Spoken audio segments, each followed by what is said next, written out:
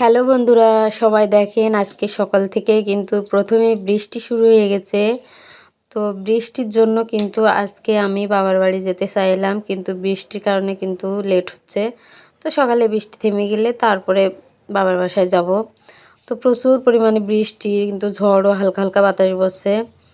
বৃষ্টি কিন্তু এখন কিন্তু হওয়ার কথা না, তারপরেও এখন কিন্তু বৃষ্টি হচ্ছে। এখন কিন্তু অনেকটাই শীত শীত। তো এখন বৃষ্টি হবে এটা কিন্তু সবারই ধারণার বাইরে। আসলে ওয়েদার কখন কেমন হয় বলা যায় না।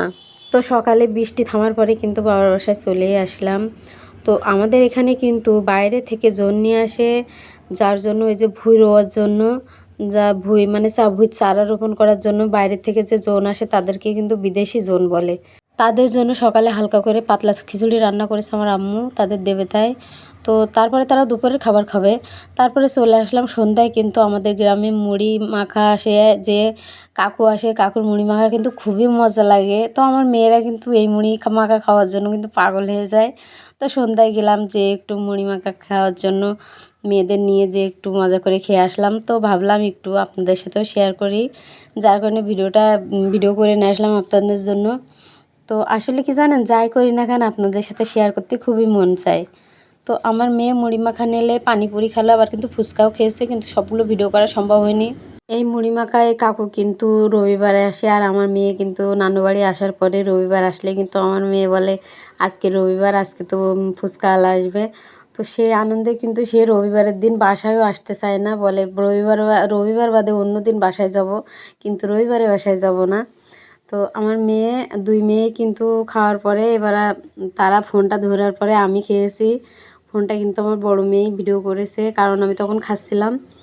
তো আপনাদের সাথে তো সব কিছুই শেয়ার করলাম। এখন খাওয়া দাওয়া শেষ, এখন চলে যাব আমরা।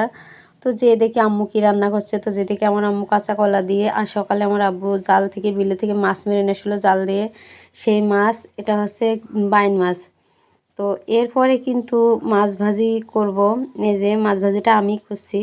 এই ভিডিওটা কিন্তু আমার বাসার ভিডিও, আমি বাসায় চলে আসার পরে ভিডিও। ওখানে আরও ভিডিও আছে, কিন্তু সবগুলো একসাথে এডিটিং করতে পারছি না, কারণ একটু সমস্যা আছে, ফোনে একটু সমস্যা হয়েছে, যার কারণে ওই ফোনের থেকে ভিডিও নিতে পারছি না।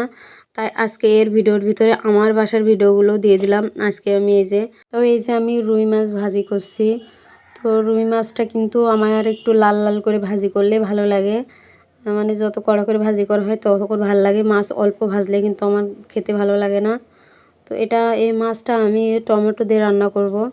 মাছটা ভাজি করে এক পাশে রেখে এবার আমি মাংস রান্না করে নেব। পর্যায়ে আমি মুরগির মাংসটা রান্না করে নেব। মুরগির মাংস রান্না করতে করতে বিদায় নেব আপনাদের কাছ থেকে। যেতে নাহি মন চাই, তবু যেতে হয়। ভালো থাকবেন সবাই, ভালো থাকবেন। আল্লাহ হাফেজ, টাটা, বাই বাই।